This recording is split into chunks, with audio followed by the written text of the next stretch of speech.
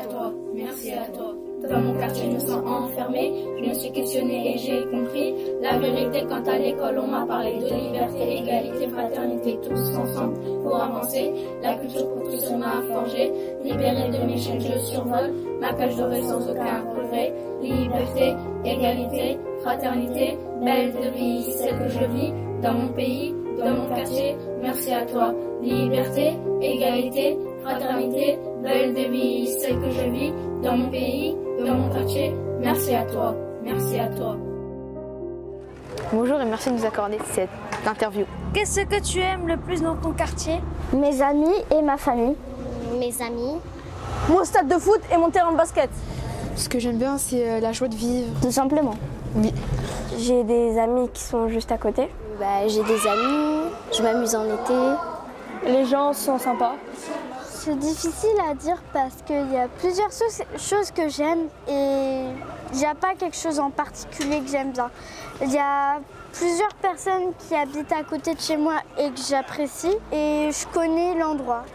Et du coup, j'aime bien. J'aime beaucoup ce quartier parce qu'il y a beaucoup de cultures différentes, il y a plein de gens différents qui se mélangent aussi. Qu'est-ce que tu aimes le moins dans ton quartier? Rien de particulier. C'est la pollution, les problèmes. Il n'y a pas vraiment de choses que j'aime pas trop. Si, il y a des gens qui crient la nuit un peu, mais ça va. Dans certains parcs, il y a des personnes qui laissent des déchets et je trouve ça dommage. Les manifestations, il y en a plus. Il n'y a rien que j'aime le moins. Les enfants qui n'arrêtent pas de crier, des trucs comme ça. La bagarre. Parce que quand il y a des bagarres, j'ai peur.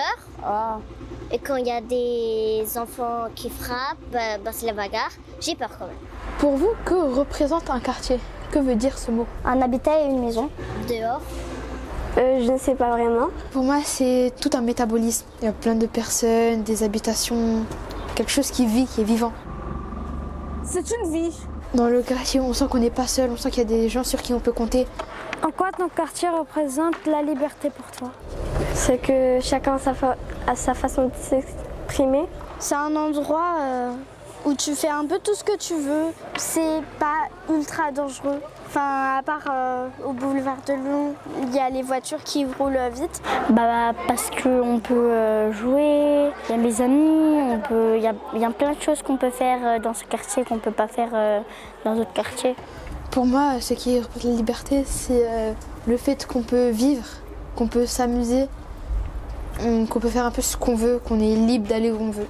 Déjà, moi, j'ai l'impression que on a le droit de faire tout ce qu'on veut.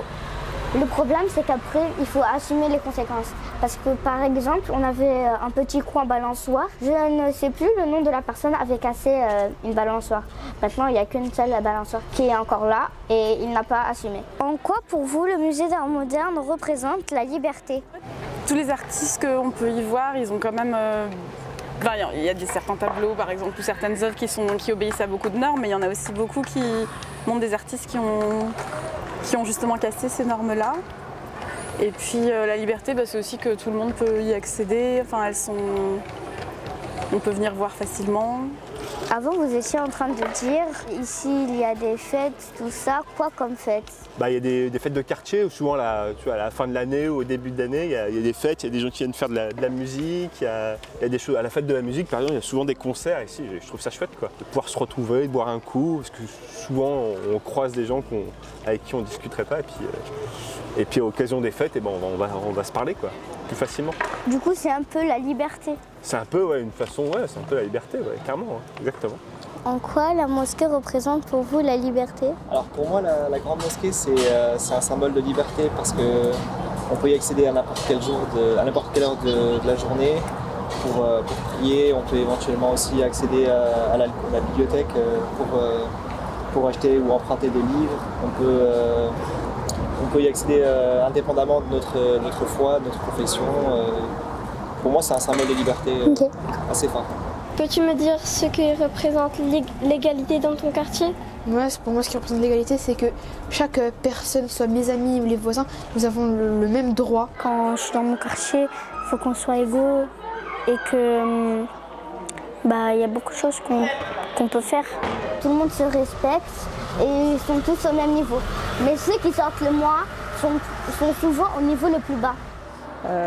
Fraternité, s'aider les uns les autres, se soutenir les uns les autres, avoir les mêmes droits qui ne sont pas forcément acquis encore en France malgré le progrès qui a pu se faire. Par exemple, juste l'égalité des salaires qui n'est pas encore là. Voilà. Parce qu'on est à peu près tous égaux. Hein.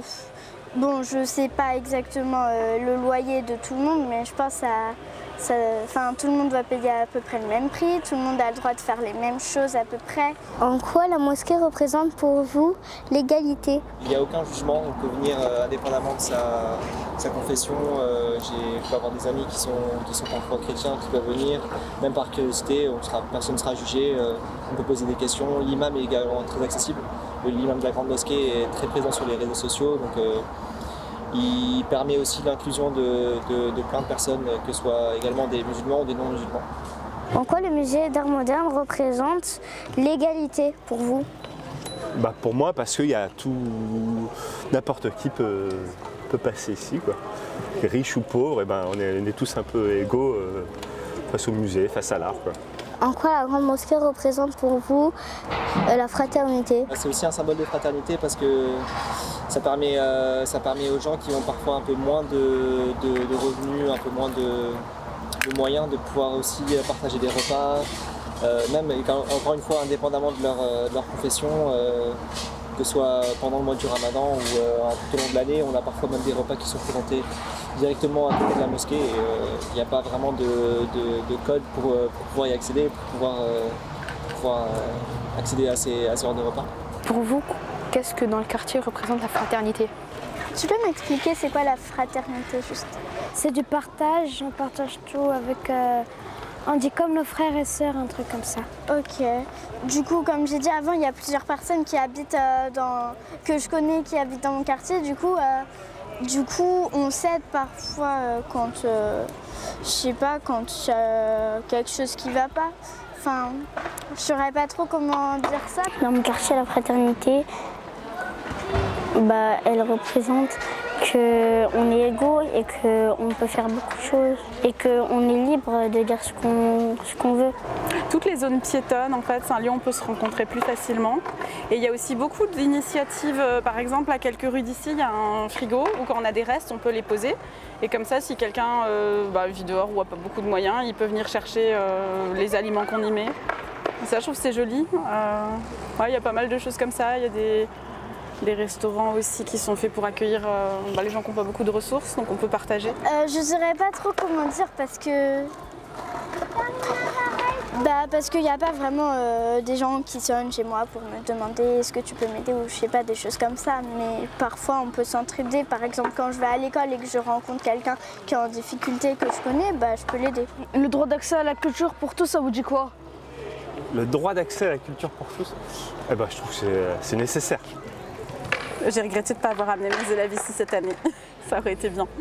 Je pense que peu importe d'où on vient, peu importe l'ethnie, peu importe dans quel lieu on a pu évoluer dans sa vie, c'est important que chacun ait le droit d'avoir l'accès à l'éducation, à la culture de manière égale, qu'il n'y ait pas des disparités en fonction du revenu, en fonction de tout ça. Donc, voilà, globalement, c'est ce que j'en pense. Et qu'il y a encore quelques combats à mener, je pense.